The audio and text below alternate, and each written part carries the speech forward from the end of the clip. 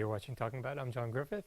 Cara is a little under the weather tonight, so we wish her well and a speedy recovery, and hopefully she'll be back with us next month.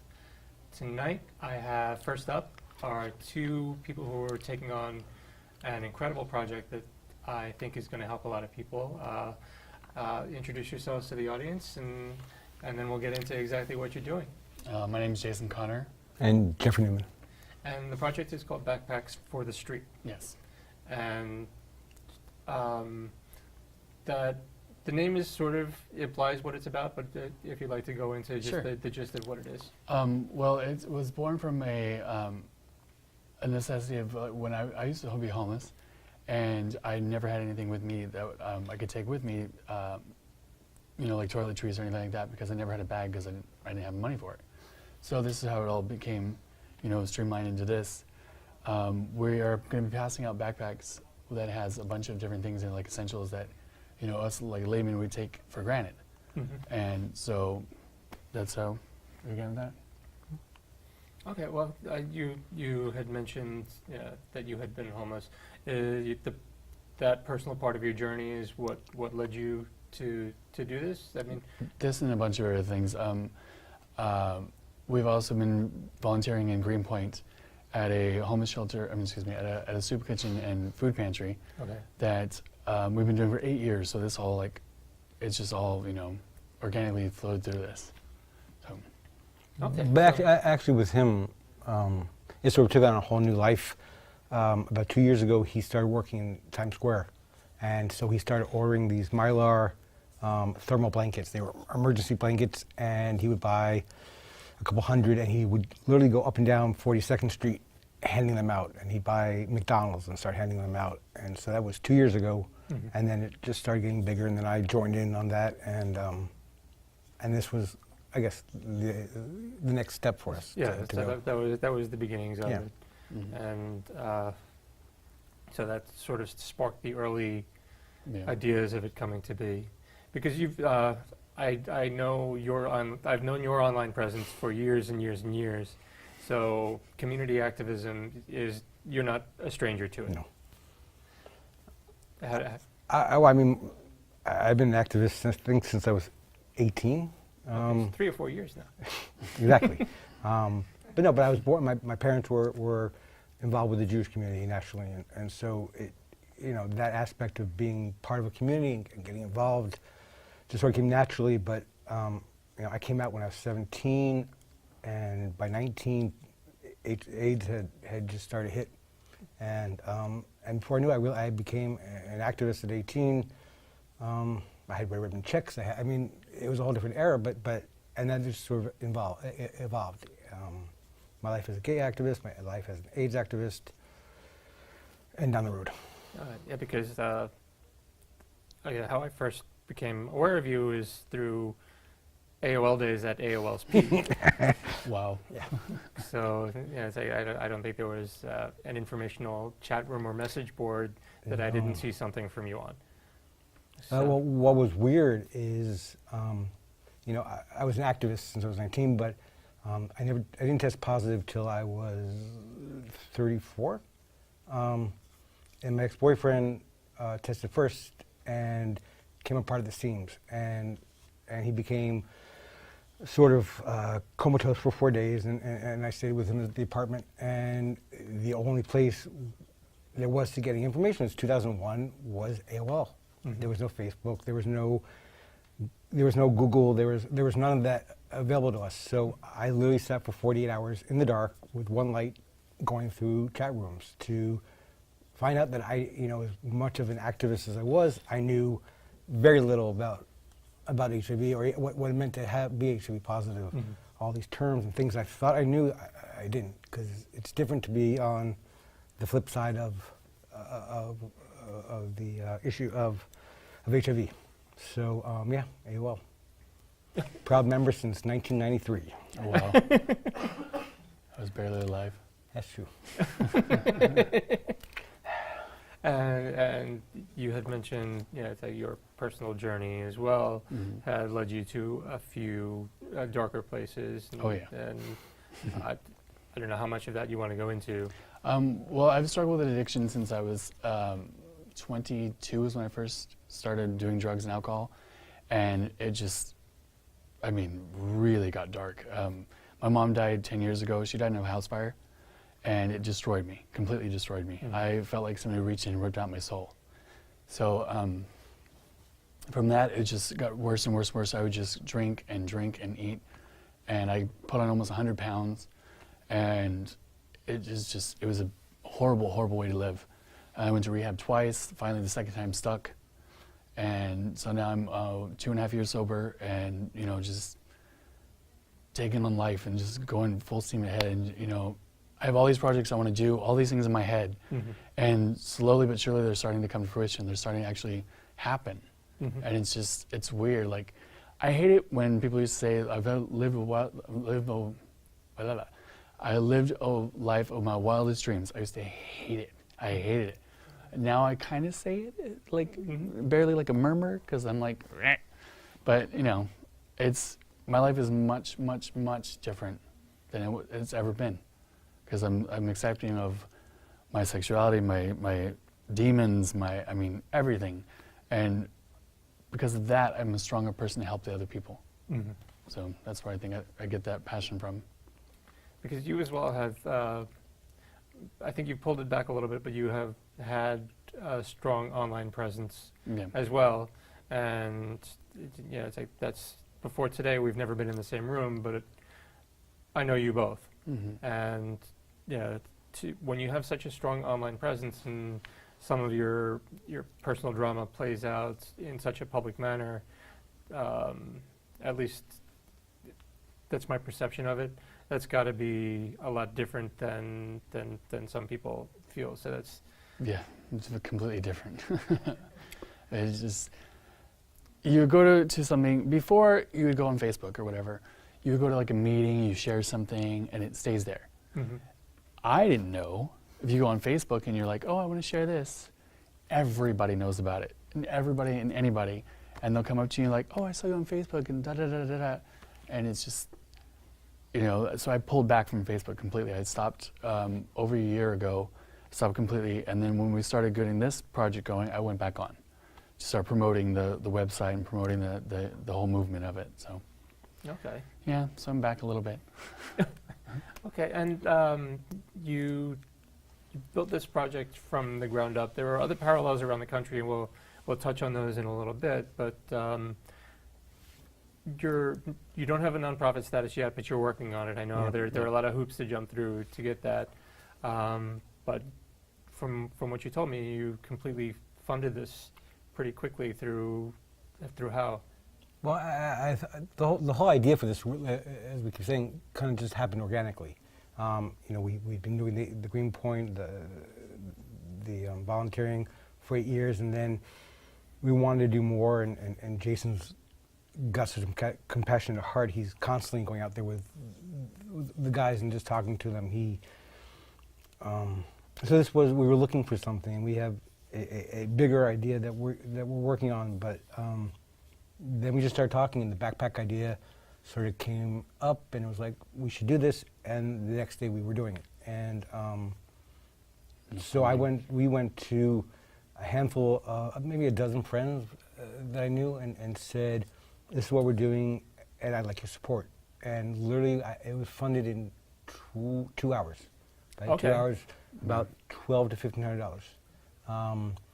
And the reason I wanted to do it that way is I wanted to be able to announce that we're doing this and say we're doing this and actually be able to do it. I didn't want to go out and say, we want to do this, but we need money, and it may happen, it may not.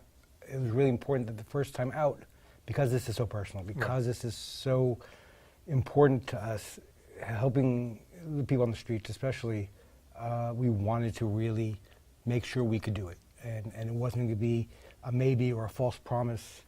This is happening. This is happening. Yeah. I have a living room to prove it. Living room full of stuff? Yeah. Oh, my goodness.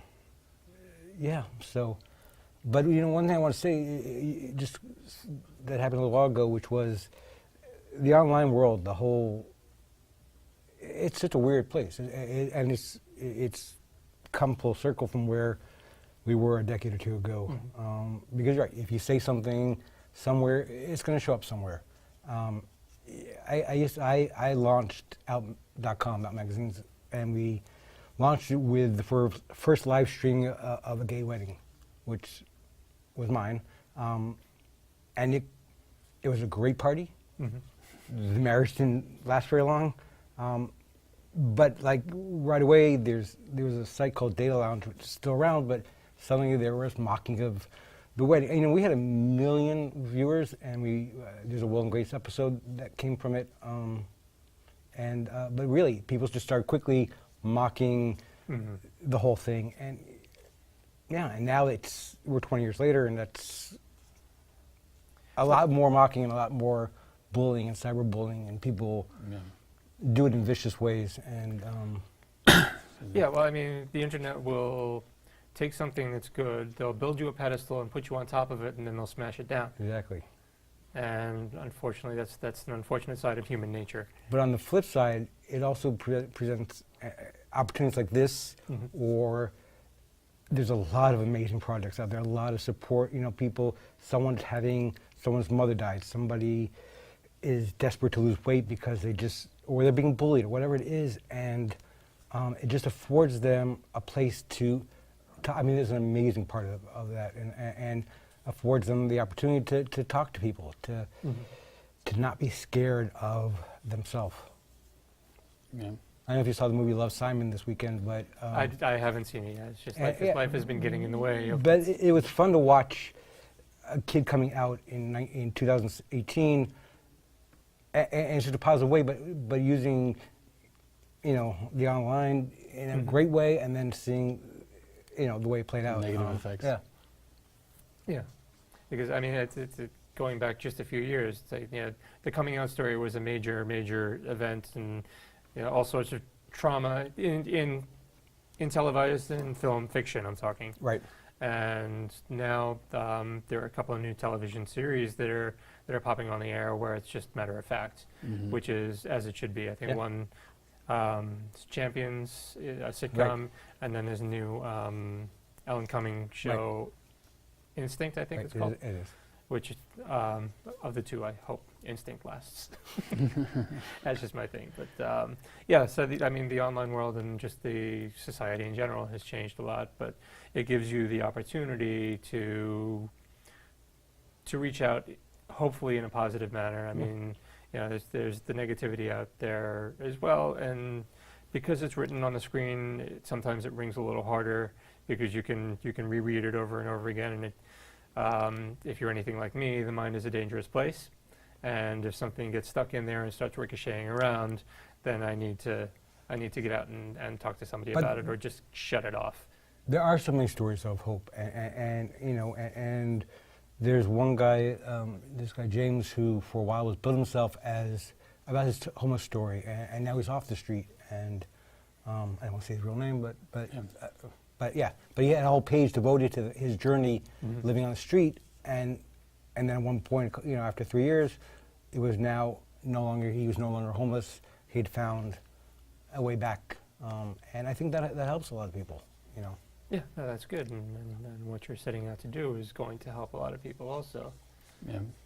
I'm constantly inspired by people's stories. I mean, I'm constantly, whether it's somebody who's disabled or somebody living with, breast cancer or whatever it is, there are so many stories of inspiration. People just and hope. Yeah, hope. And I think I think the bad parts get talked about more, and I think there's so much good out there that I really wish I hope people get to see, because there's an enormous part of it. Yeah, so sometimes we just need to move the light a little bit and shine it on them a little bit more, which is one of the reasons why I really wanted to have you here, because just following you, not in a stalky way, just kind of seeing you pop up in my feed and seeing what you're doing. It's like, okay, I have a couple of shows coming up. I have to get this out there because I know if I can help people in any way, it makes doing this show that much more worthwhile.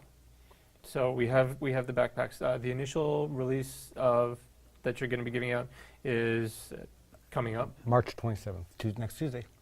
Okay, and the first target goal of the number of backpacks? 75. 75. Okay.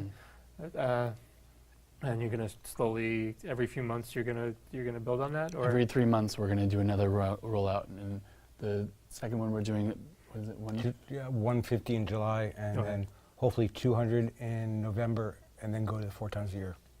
Okay, that's good. It'll be built up by November because Yeah. as the weather changes and it gets colder, people are Yeah, going to each season has its own little challenges for people that live on the street. All right. So Can you say what you always say about these projects, about your work? Oh, I always say that I've been working now. This is my first time having a job in 14 years. Okay. I was, homeless. I was a drug addict, and I just did anything I could to survive. I was only homeless for 2 years, though. I had a place after that. But I would always say that my work that I do, and I work in a restaurant. Well, the work I do in my job is to feed, my stomach, keep lights on, everything like that. But the work I do with the homeless people or people in need, that feeds my soul. Mhm. It helps me become a better man. Yes. And over the years, I'm starting to really grow up. And it's like, I'll think of things and like, Jesus, I did that way back when, what? And now it's like, I have to be an adult and do the right thing sometimes. Okay. I would hope that we all do eventually, but But the word he always uses is that it nourishes his soul. And I think that's just so beautiful when you sort of, to say with, nourishing the soul, to me, it's just a beautiful catchphrase. And I just, when you said that, I was like, wow, that's him. Okay. And, yeah, I'm sure this is going to work. We have a few things that are in the backpack set out. It's a very full backpack, but some of the essentials, do you want to go over what's... Sure. Well, this right here, we chose to get some sample sizes of shampoo and conditioner combined, only because if they're going to go into a restroom, which usually that's where they, take showers or whatever, then they have a little thing just to pop out and use. They don't have to use some big clunky thing. And then we use a comb. Brushes are coming on the way. Right here we have the emergency Mylar blankets. Okay. That's keeping 95% of their body heat and also reflect the sun, so it'll keep them cooler. Okay. And it's also waterproof. Some razors and shaving cream, a microfiber cloth so they can use that to bathe, deodorant, some soap, some little snacks, tuna and crackers and chicken and crackers. Okay. There's peanut butter, there's jelly, there's first aid kits, there's water bottles. I mean, for women we have maxi pads. Gender-specific items as well. Yeah, for the women we have maxi pads and panty liners. Also little things of chocolate for Yeah, when they're everyone needs a treat here. yeah. And So there's always going to be some item of clothing. there. Okay. We because I was a rather larger person, I have a lot of clothes that I'm trying to get rid of. So I put one piece in each bag, and it's pretty much Okay. pretty full. 2 pairs of socks. Gloves. Juice. Juice. I mean, it's pretty packed. The beef jerky, which is really good because it's a source of protein, but also for the guys who don't have teeth, they can just suck on it and still get the flavor and get the protein value of it. So we're trying to think like that, and also we're going to have a separate box for those who have canine or feline companions with them, which which some do. Yeah, no, I see so it that all. we I have see it. food for the companions. Okay, so that's good. And, are you planning on self-funding this continuously, or is there a fundraising component that's going to come up as this is underway? I think that at some point, we built in our own onto the site we Okay, created. and the website is Backpacksforthestreet.org. .org. Yes. And yeah, I mean that's the best way. I don't know that I want to do a GoFundMe. I want it to be organic. There's a place on the website that they can donate. It's clear as day, and it just goes through, and they don't pay anything. They just donate, and we get 100% of the profit of it. Not the profit. That's not the right word. And it does become Proceeds. Yeah, and it does become tax deductible because once the filing's started, those donations become tax Okay, so deductible. that's been initiated, so... Yes, so the as paperwork, it- right, as the it- paperwork doesn't actually have to be finalized, but then as they get long, the as long credit. as, right, they get the value of that. Right. Well, I mean, the best benefit of it is, as you said, it nourishes the soul. It's just doing a little bit of something for somebody can make you feel better. But we also, the two things that is that we are actually going out there with backpacks. We didn't want this to just be, we have a table set up, here's backpack, go. We want to go out there, we want to talk to the guys and the women. Listen to their stories. Listen to the stories. And so often people just go by and they'll just think the person's invisible. And I've seen people with signs that say, I might as well just be invisible, because people will just walk right by. I get very upset. I'm a very emotional person. And I'll start crying. I mean, it irks me to no end when people, it takes so little. You can just smile. I personally don't believe in giving out money. Oh, I've bought people meals here and there. I don't give out money because I know what I used to do with the money I would take. And so I would buy, something like a $1 sandwich from McDonald's or a $1 cup of coffee, or, it just takes so little to make them happy, or not, just to put a smile on their face. Right. Just even if it's momentary. It's just so little. yeah, and just talking to them. Some of them are just starving to have someone to talk to, a conversation, somebody who cares. And that's really what we want to go out there and do that, and make them realize we're not just trying to do something, so we can say we did a good deed. This is something we believe in. It's something this is what we do even beyond this. It's something we do every day as part of our lives. There's a couple of homeless guys who live in our neighborhood, and Jayson saw them this morning, and he got hot chocolate. He made them sandwiches, and we just went out and brought it to them. We just chat with them, and I speak a lot of Spanish, so I can converse with them pretty well. And it's just mind-boggling, these people, their stories. You just sit there and you just listen. That's all they want. They just want to talk. Just want to exist. Yeah. Acknowledge that you exist, and be a human being. Yeah. But we also recognize that this is not going to this is not going to solve the issue. This is It's a Band-Aid. It's a Band-Aid, but that's why we also want to include a directory of where there are soup kitchens and shelters, and and put them in each bag so that people have options if they're looking for any. And like I said, our plans to grow this include finding ways we can expand on that, ways we can help the person beyond just handing them a packet of, we're not fooling ourselves to say we're going to cure cancer, or this is going to cure homelessness, or this is going to revolutionize the world. But hopefully we'll get there as more people come into this and we talk to more people what the needs are. That's our goal. Right. Well, this month you're going to make 75 people's lives that much easier. Even if it's in the short term, it's 1 day, 1 week, 1 month that they don't have to worry about X, Y, and Z. And that's going to be of a huge benefit to that person. Yes.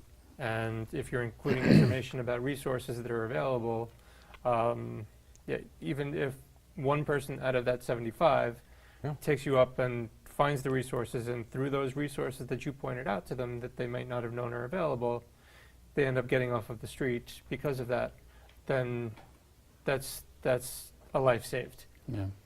And that's an amazing thing to be doing. And maybe it'll inspire people to do something themselves, to see somebody and make a difference. Well, from what you told me earlier, it's like you've already started to network with other cities, and Yes. there are some parallels going on already. Yeah, and we have people who want to create a chapter of what we're doing. So we've got someone in Chicago, Minneapolis, and LA that we want to expand this to other chapters and create a whole kind of a movement of it. Like network. Yeah. Okay, and I'm sure it will, and it's definitely going to help a lot of people, and That's the goal. It's wonderful that you're taking, essentially a negative part of your past and turning it into something that's going to help a lot of different people. And it's like I can't say how much I admire that enough, because I do, and it's phenomenal. And I appreciate what you do, and I'm sure everybody that you reach out to will appreciate it as well. And again, even if it just ends up getting one person off the street through through the act of kindness and through the information and through just a small helping hand, then that's one life saved, and you can't deny that. You can't look down on that. The homeless population in New York has gone up 39% from last year, to where it's almost 70,000 people living in and out of shelters. About 10,000 of those are children. So that, to wrap your head around that, Yes. and then just not to do anything about it, it just completely boggles me. I don't understand that at all. I really don't understand that. So it might help, just a little bit. Yeah, And that's yeah. just what it's for. The But reason why we went with backpacks, though, instead of like an actual, like, a lot of times people just go out there with a Pop the shopping backpack up. A lot of times people just go out there with like a shopping bag or, stuff and just hand them a shopping bag. The reason why we're doing a backpack is so that they can actually put their stuff in it. Mhm. They have clothing. A lot of times you'll see people with like Dwayne Reed bags. The Yes. plastic bags just have everything just shoved in there. Granted, these aren't like a huge duffel bag, but Right, it'll but it help. seals up and it's Yeah. a tiny bit weather resistant, and it carries what you give them and it carries what they have. And, Mhm. when you don't have much, you hold on to what you do have. Yeah. Like you said, I mean, we really thought out each item. Like this is weather resistant. It is tough enough to, to handle most situations. So I mean, those are things you think of, because if you give them something that's going to rip tomorrow, you haven't done them a job. You haven't done Right. them a service. You might as well just give them another Dwayne Yeah, Reed bag. So yeah, we've really thought out what items we wanted to include, and Okay. And the website again is It's backpacksforthestreet.org. okay. And on the website there are links to how to donate items. Yes, and how to And- volunteer. and How to like also- us on Facebook Okay. and on Instagram, and So items are good, and eventually a little financial helping hand will be appreciated as or well. just come out and volunteer. Help. Yeah. We've got people who just want to help assemble the backpacks. That's just as important. If everybody volunteers just one day out of the year, you're helping a lot of people, Yeah. and you're making lives better. And I want to thank you again for what you're doing and making so many people's lives better, or at least trying to. And this is going to go a long way to help a lot of people. So thank you very much. Thank you for having us on. So and check out the website and help them out when you can too.